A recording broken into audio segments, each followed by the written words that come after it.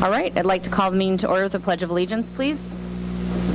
I pledge allegiance to the flag of the United States of America and to the republic for which it stands, one nation, under God, indivisible, with liberty and justice for all.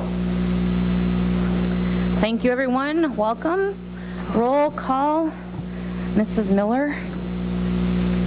Did I say that correctly? Okay. Oh, sorry. There you go. And there we go. Thank you. Sorry. Odie is absent. Klatt? Yep. Saxer? Yes. Schroeder? Yep. Yes. Thank you. All right. With that, approval of the agenda. Madam Chair, I have one item to note on the agenda.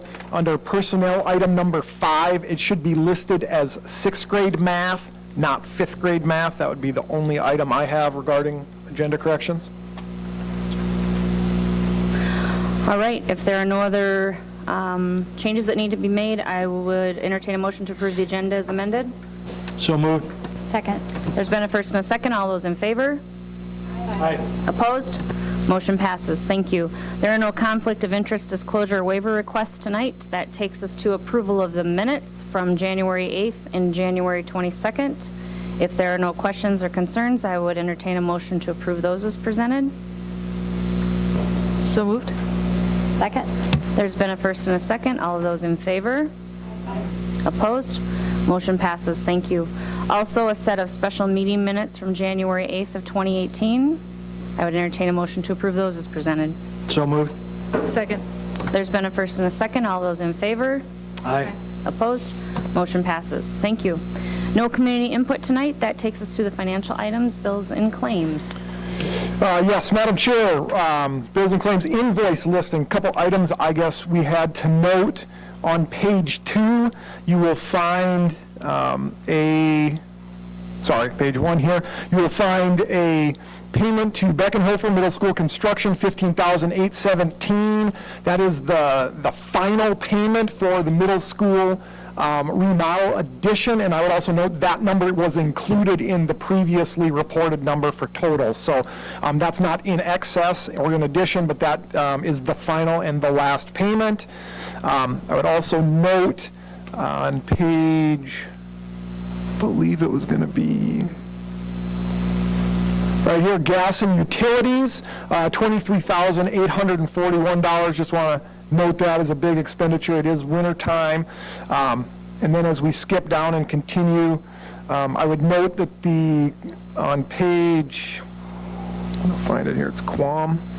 The audit fee is listed within the invoices, $12,300. That's for your annual audit, that is audit of your financial records, et cetera, your funds.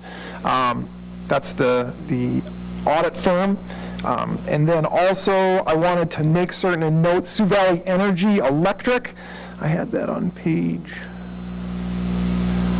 Sioux Valley Energy Electric, $92,000.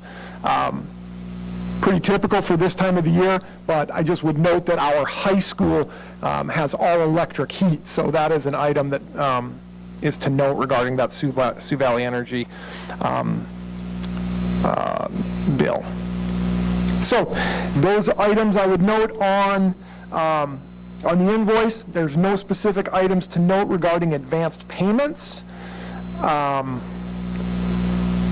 would note that the pay vouchers, approximately $54,000 in pay vouchers are itemized within that attachment, and then ultimately $120,000 in change for food service invoicing. When I get there, can be found there. Those would be all the items that I had to note underneath bills and claims. Would certainly entertain any questions that you may have. Do you have any info on the invoice listing about the special tax assessments for the 41st Street site and FAE? It's on PDF page 8. Hold on. From Minnehaha County Treasurer. Page, what page? 8. Hold on one second.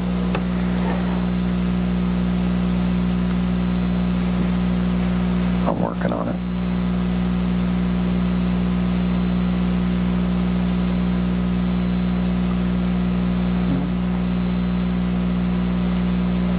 Right here.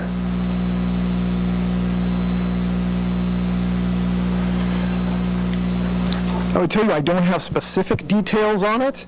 What I can tell you is that recently, or when we purchased that land down south, they just last year put in the curb and gutter and those items.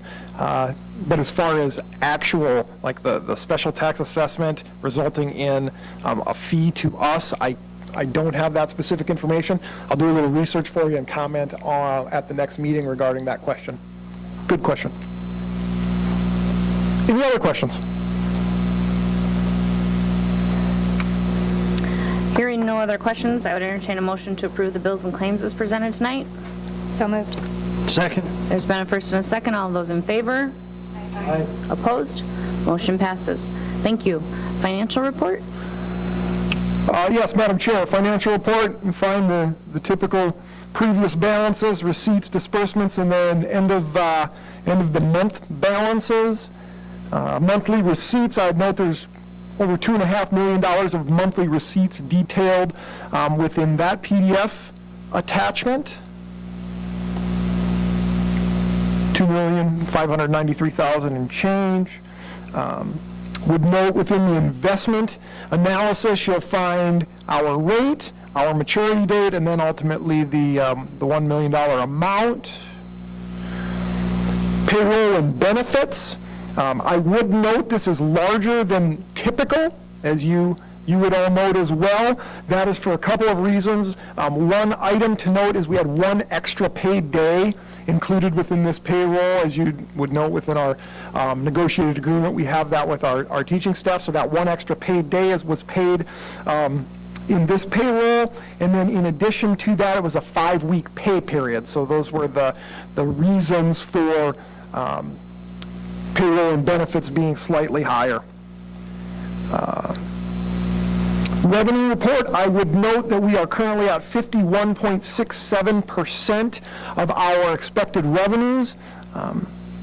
That is right in line to last year at this time. So it's a nice item to note.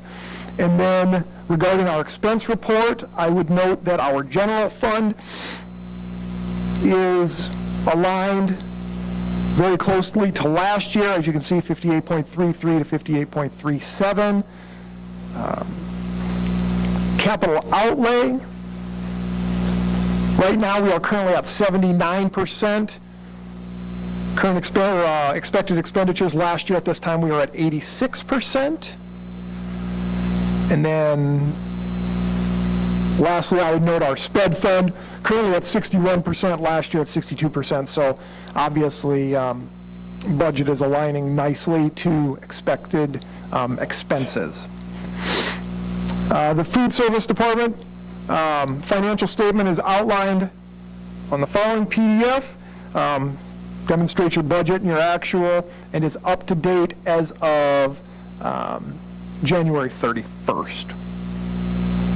And then lastly, would note the trust and agency account holding approximately $160,000 for others, noted and detailed within that report. At this time, that would be all I have. I would certainly entertain any questions that you may have.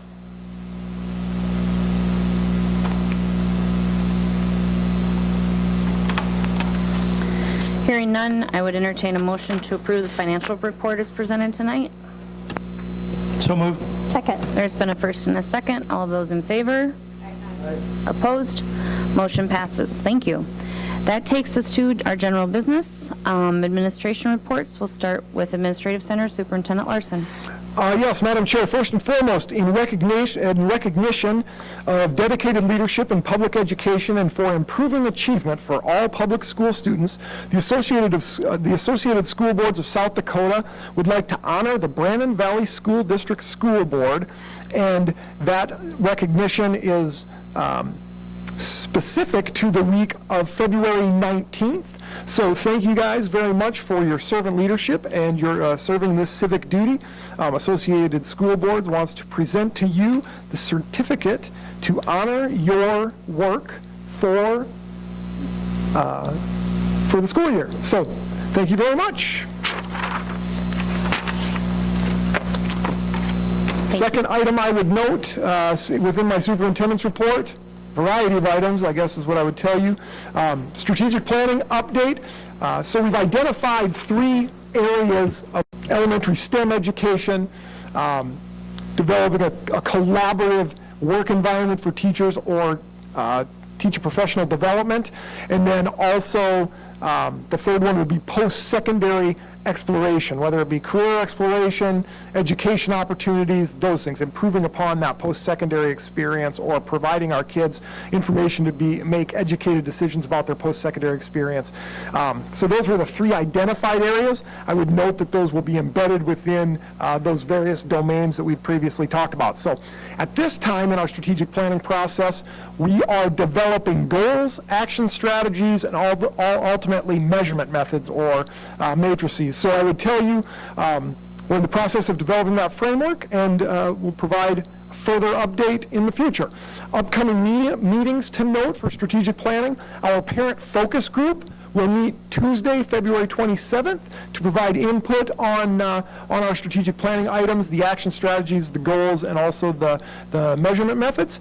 And then there will be a public meeting held on April 24th at 5:30 p.m. here at the community room to take a look at the draft of the strategic plan.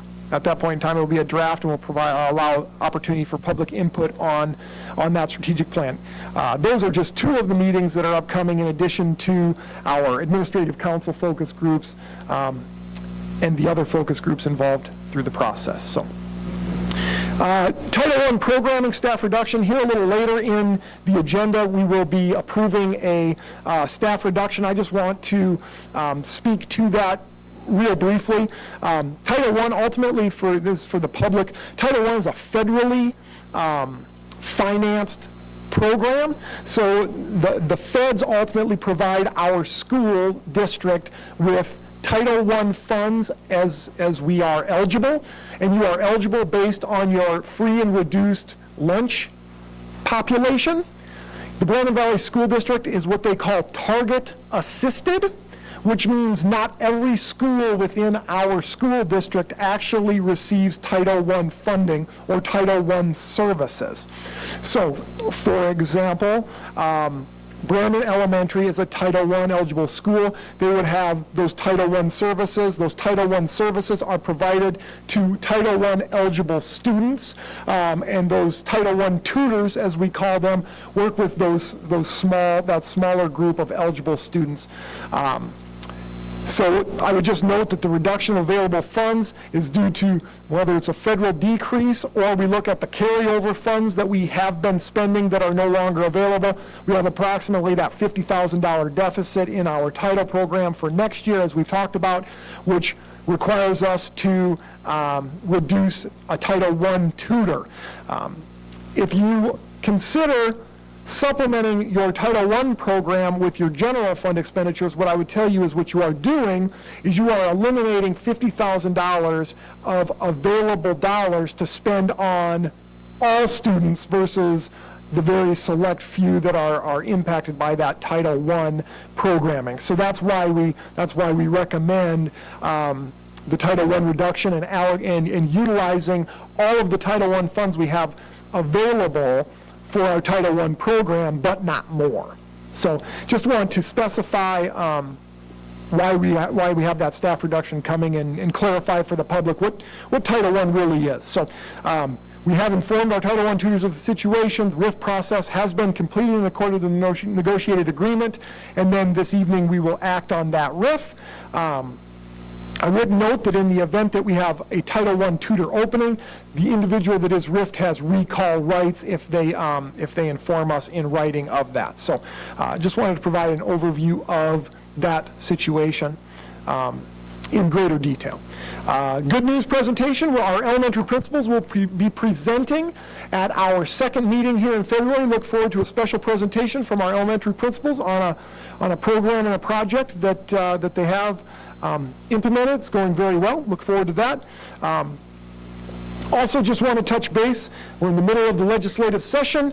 The last number I heard was 600 plus bills have been dropped this year, so it's been a busy session for our various lobbyists, but just want to provide an update and then also touch base on one specific bill that is being heard in Senate Ed tomorrow morning because it's caught some media attention, and I just want to make certain and clarify the Brennan Valley School District's process in dealing with it. So Senate Bill 162, the title is Prohibit Lunch Shaming. What I would tell you is that at $10, so when Croy Larson has $10 left in his lunch account, I get an email every day, Monday through Friday, when he has $10 or less.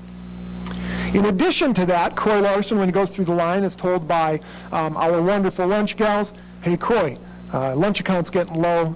You need to bring some money. Tell mom or dad." Okay. And in addition to the verbal reminder, he is also given a green hand stamp of a $, which he has received. And I can tell you a story later on how that actually reminded us. But the point is he would receive that. So that happens, $10 and on. At $0, no a la carte items are allowed to be purchased. So an a la carte item, a parfait, an extra juice, a cookie, that type of stuff. They're no longer able to make those purchases, but they still get that hot lunch. Now remember, from $10 all the way to $0, you're getting an email every single day, you're getting a verbal reminder every single day, you're getting the hand stamp every day. So we're trying to communicate as effectively and as efficiently as possible. So at $0, no a la carte purchases are allowed. We allow them to take their lunch account to -$20. $20, okay? At -$20, our CNS department sends home letters, and they do it on Thursdays. Okay, so it might be -$22 or $23, whatever it is. If you're -20 or more, they send home a letter on Thursdays. And they send that letter home, and the student continues to receive a hot lunch on Thursday, and on Friday, and on Monday, and on Tuesday. And on Wednesday, if the lunch account is not current or brought up to that $0 mark, at that point in time, our CNS department and our building principals communicate, and they say, "Hey, we're below $20, we've sent the letter, there have been additional days extended." They receive an alternative lunch. An alternative lunch is a cheese sandwich, a fruit, a milk, and it's a federally reimbursable meal by definition. So anyway, those are the communication mechanisms that we utilize to inform our parents of low lunch account balances. I want to make it very clear that we do not throw food away in front of a child. That is not a communication strategy that we utilize regarding school lunch and lunch account deficits. So please just be aware that that's our process. We try to communicate effectively and whatnot, and I would tell you that the hand stamp is included within the bill as being lunch shaming. I wrote milk down the other day when my wife called me because I needed to pick up milk. Before I came home, I wrote it on the back of my hand to remember, so that's kind of what I would liken to that. And Croy comes home with a green stamp on his hand, and we said to him, "How was school today?" Doesn't say much. "What's that green?" "Oh yeah, I need lunch money." So that's a communication mechanism. So anyway, just want you to be very aware of our strategy. And then I would tell you the biggest concern with that as a school board should be the financial implications if this bill passes. Because basically what this bill says is that you can't hand stamp and you cannot provide an alternative meal. Regardless of a child's lunch account balance, you have to provide a hot meal, which you have to pay for at the end of the year. All lunch accounts that aren't paid at $0, you as the school go back and you pay for that amount of money. So it has the potential to be a substantial financial burden if we're not allowed to continue to communicate in an effective manner. So again, we do not ever throw food away in front of a child. That's the biggest takeaway. But that is the communications that we use, communication strategies that we use regarding our lunch account balances with parents. Reading links, it's coming the spring of 2018. I did provide each board member with a sample or an example of the letter. It's the kindergarten letter, for lack of a better phrase.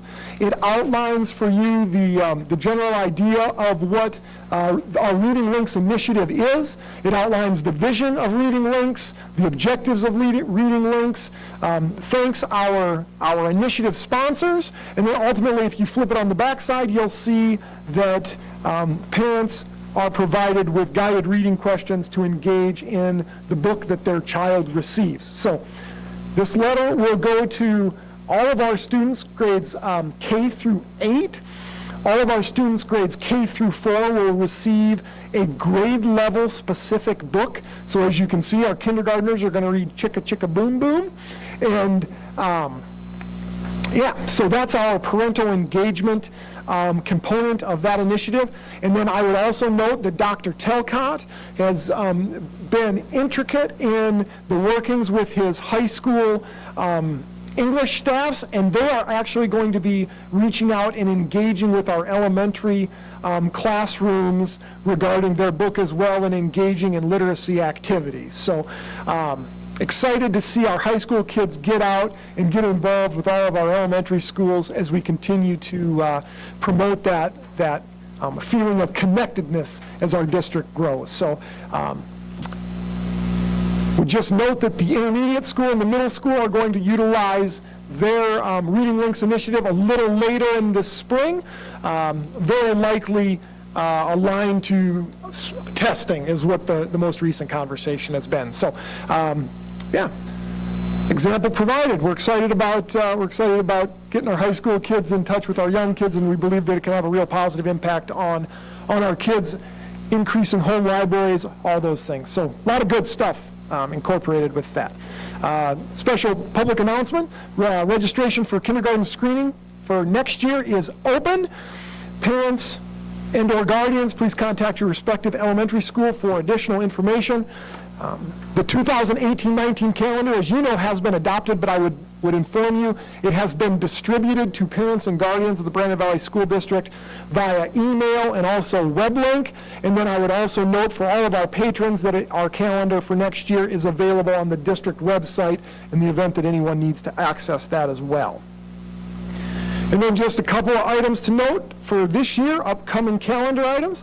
We'll have no school Friday, February 16th, as we'll be engaging in professional development in the Brandon Valley School District. And then also Monday, February 19th, no school, recognizing President's Day. That is all I have to note at this time. Would certainly entertain any questions you may have.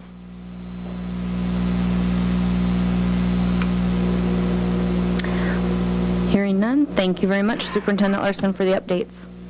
Anything additional tonight, Mrs. Miller? Or are we? None. Okay, thank you. High school, Dr. Talcott? Okay, Mr. Schleckaway? Mr. Thorson?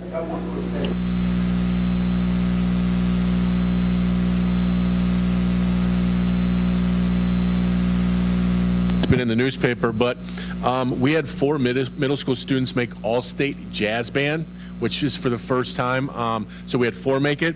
And alongside that, Mr. Lepetsky, he has 16 middle school kids who made all-state band this year, which is the most we've ever had. So it's kudos to the band program into those. This week and next week is Random Acts of Kindness Week. And you know, we have a group out there called RAD that does a variety of things to help our culture, not only in our building, but outside. They go to nursing homes and they make placemats for veterans and things such as that. So they are doing a variety of things this week. Again, not only just within the school, but outside the school. So we'll be looking forward to those, and I'll report back to you on some of the things they do. So thank you. Thank you very much, Mr. Thorson. Mr. Frecking, anything tonight? Okay, Mr. Skibsted? All right. Mr. Babb? All right. Ms. Foster, Mr. Horst, anything tonight? Okay. Mr. Henschel, anything? Okay, and I don't see Mr. Marceau. All right. Okay. Board policy, we do not have any of that tonight, so that takes us to general business. Item number 1, presentation of the Brandon Valley School District 5-year plan for 2018 to 2023. President Allen, in order to effectively manage the short and long-term growth of the Brandon Valley School District, we utilize a 5-year planning strategy. Business Manager Lundberg, Building Principals, our Activities Director, Director of Special Services, and our Director of Operations all compile a 5-year plan for their respective school or department.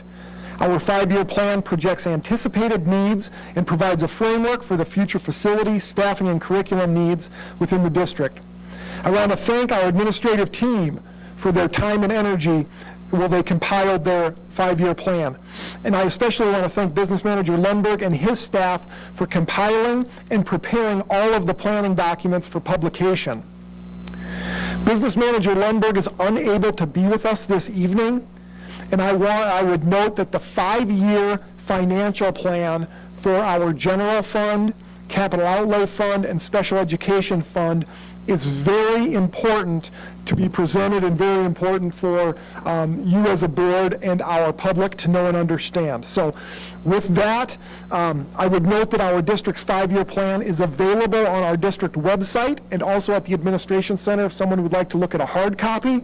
I would ask that the school board review the distributed 5-year plan, and we will have a 5-year plan financial presentation scheduled at an upcoming board meeting when Business Manager Lundberg is able to be with us and walk through those various fiscal years. So that is all we have regarding the presentation of the plan tonight. It is available via website. It is available via hard copy at the administration center. Any patron that would like to access that at the administration center, feel free to stop by.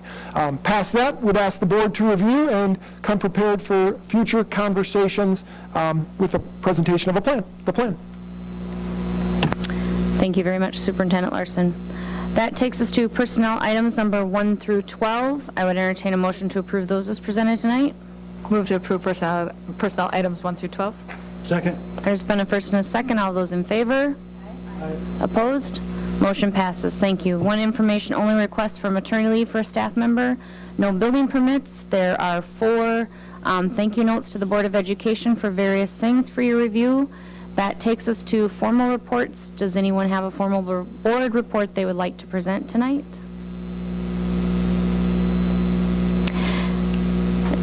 What's that?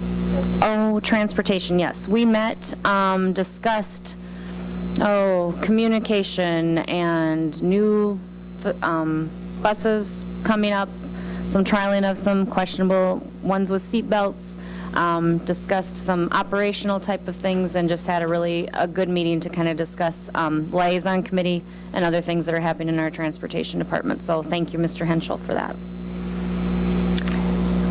For Child Nutrition and Wellness Committee, the meeting has been changed. It will not meet tomorrow at noon, but rather will meet on the 20th of February at noon in this room. And I have nothing else to report for City Affairs and Legislation, but please check your email. Mrs. Swenson sent an email this morning. Normally I do the Board of Equalization in the City of Brandon, and that's the same night as the first grade concert at Brandon Elementary, so I would like to be at my son's concert and not able to serve on that in that position. So if someone else wants that, that's available, and the Sioux Falls position is available. Okay.